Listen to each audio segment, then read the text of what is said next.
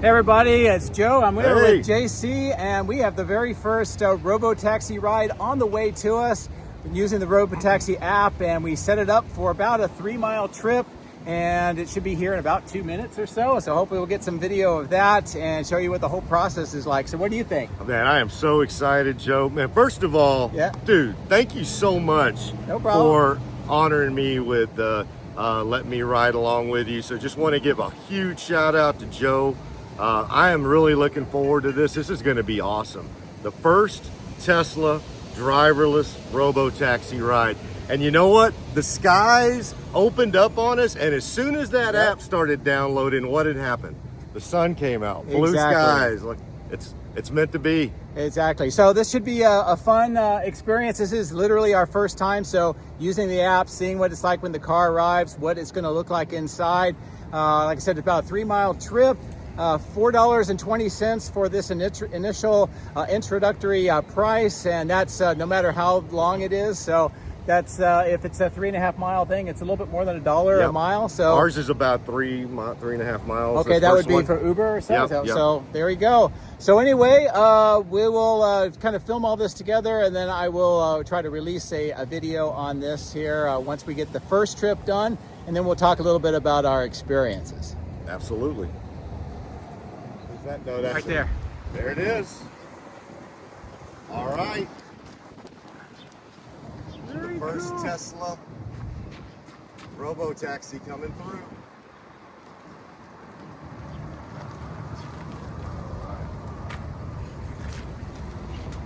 Let's see, where is it going?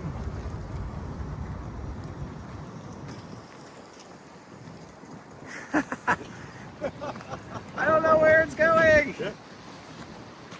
Oh, it's gonna circle around to come get us. Either that or is it gonna park? I guess it's waiting for us. Yeah. So it came right in front of the Cloud9 and TSO. Okay. Oh, very, very cool. All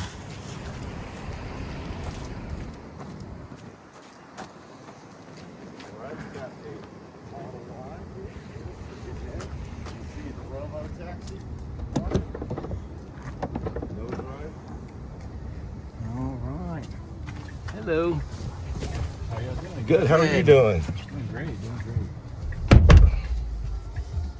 All right. Now, this driver here is just invisible. I see nothing. All right. So, as you can tell, there is no driver in the vehicle. We do have the safety observer as per the rules. We are in the rear of the car. We've got our seatbelts on, and now I'm trying to see what we have to do. It looks like on the screen in the back, it says where we're going, Zilker Botanical Garden, and it says arriving about 14:27 or 2:27, and get ready to start the ride. So I'll hit the button, and we are off. And just to kind of set the scene, we're in a small, kind of a strip mall here in the central part of Austin, and a big parking lot, and there's going to be a busy street. It's Congress Street coming up, and the vehicle will be preparing to get onto the road and drive us to our destination. And here's a good look at the screen. It gives us that time right now. Nice. I just noticed a difference already. Very smooth. Very smooth. Well, and not just that, the creep. That was. Now the interesting thing is because it's got the sound on, I'm going to turn it off so that I'm not punished by YouTube. Because I don't want to get copyright striked for having a song. But anyway, so as you can see over here is JC, and this is his first Robotaxi ride. Absolutely. And what did you think about the setup and the pickup so far? So far, so good. I mean, came into the parking lot where we're at, picked a good spot to pick us up, did not make us walk a couple of blocks. The vehicle is just, I mean, it's a great vehicle for a Robotaxi, obviously new Model Y Juniper.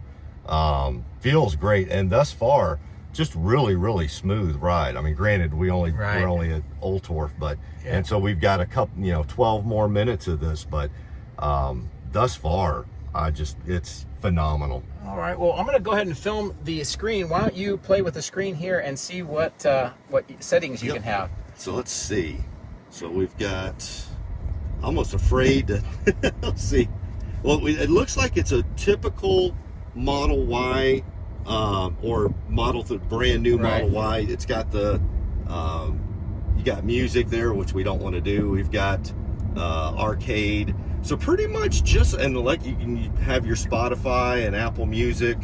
Okay. Let's see what. So yeah, and I don't want to hit that one. Right. So we have a pull over button. Yes. And we have a support button. So I would presume that if we hit the support button, we would be talking to some individual about maybe an issue that we have. I don't know. I'm not going to push it right now. And of course, the pull over, I would imagine that it's either if I feel unsafe or something's wrong, or I wonder, and I'm not going to do it, but I wonder if that would maybe allow me to stop the ride, or I don't know. So we'll have to see. But as you can see, it's driving all on its own. Again, nobody in the driver's seat. And our official Tesla monitor, contrary to what some people have thought, there is no steering wheel on his side. There are no pedals, there's no brake, there's nothing. He does have access on the central screen for some buttons that will allow him to do some control of the vehicle if necessary, but predominantly they have him in the seat right now just to pretty much be a safety observer and make sure that everything is going well. Of course, this is the very first Robotaxi ride, so everybody's being extremely cautious right now. But you know, one of the things, if you look out through the window, is we are just going through city streets.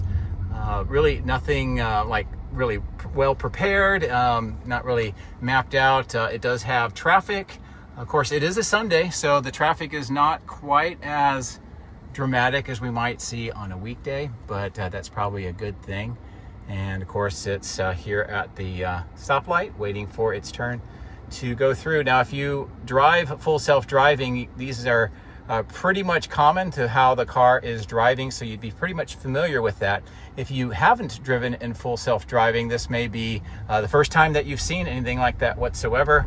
And of course, this is a project that Tesla has taken on for about 10 years now. They've been developing it for quite a long time with hardware, software, training data, and also the supercomputer cluster at Giga Texas Cortex-1, and that is all for the training data that they are doing. So all of that work over the last 10 years has brought us to this point, and it's actually pretty cool, JC, that we're here for this opportunity. This is just amazing. I mean, it's like you were saying. I mean, I've got well over 50 or 60,000 miles of Tesla full self-driving under my belt. You know, I've done tons and tons of videos. I've done tons and tons of commentary about Tesla's full self-driving.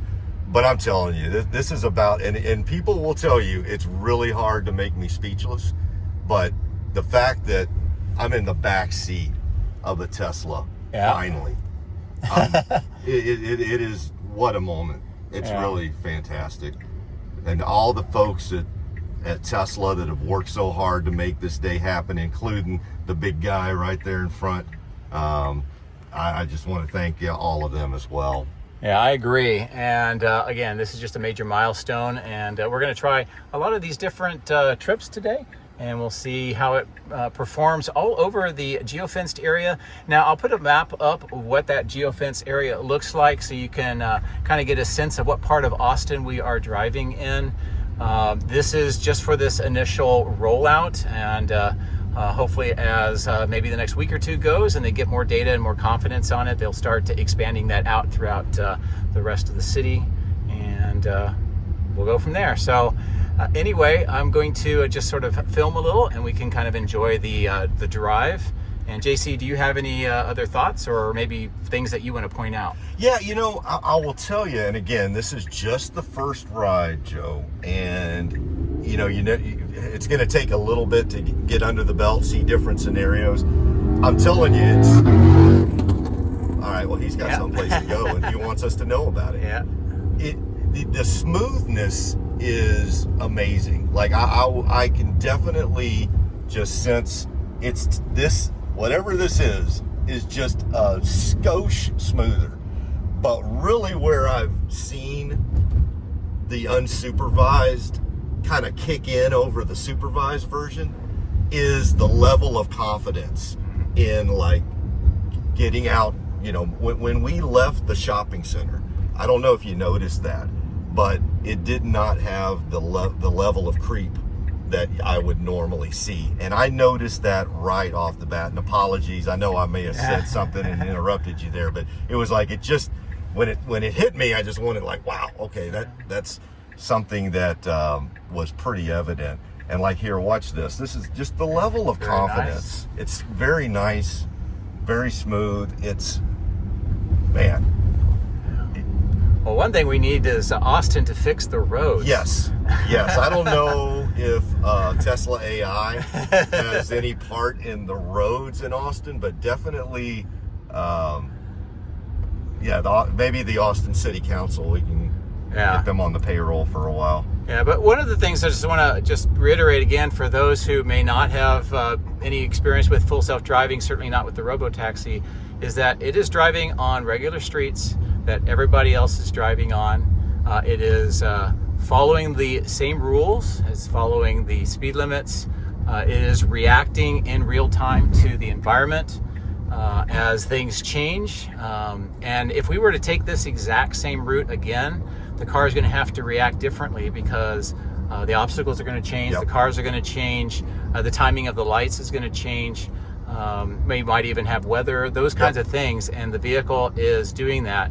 Another thing, if you're not familiar with Tesla's full self-driving, and which is a big part of the overarching Robotaxi service, which is what is being rolled out today, is the fact that they are using cameras only. So this is a vision only system, and it uses a artificial intelligence system that collects a lot of data based on what it sees across the fleet, and it can learn and it continues to get better. But it is basically using the same sensory perceptions that we as humans do. That's right. I think it also has accelerometers, so it can feel acceleration as forward and aft and turning, so it can react to those kinds of things. And it also handles a lot of the other functions that you might have to do normally in a car, like for example windshield wipers, turning the headlights on, speed selection, lane selection, stopping, going, and then actually making choices of should it turn into the lane here or should it wait a little bit longer, as well as the elements. So if it were to begin raining again, the neural net, the vision-based system would make that decision to slow down the vehicle a bit for the elements. All right, I'm zooming in on the central screen just so you can see those three buttons that we were talking about that the observer has the capacity to interact with the car. And from what I understand, that's pretty much the extent of their connection to the vehicle as they are doing their supervising in the passenger seat. Now, one thing I don't know, I had a viewer ask, and I may ask the observer if they can answer that or not, is if I hit the button that says support and I'm talking to somebody, how am I doing that? Do you use Starlink? Is it Wi-Fi? How does that system work? I can't get into that. Okay. You're definitely going to be connected with somebody though. Okay, so there is connectivity that is going on, so you'd be able to reach a person, and I think that's live person. A live person, right? So not artificial intelligence, not on hold for the next 10 minutes. You get a chance to talk to a person, which I think is really, really good. And so one thing I've noticed at the top of the screen, it's both the green and the orange button. Oh, okay. So you can tell, and that's been on for the entirety of the drive. Yeah. So the side, every once in a while we see it on ours where the orange dot may come up for hearing, for the auditory part of the drive.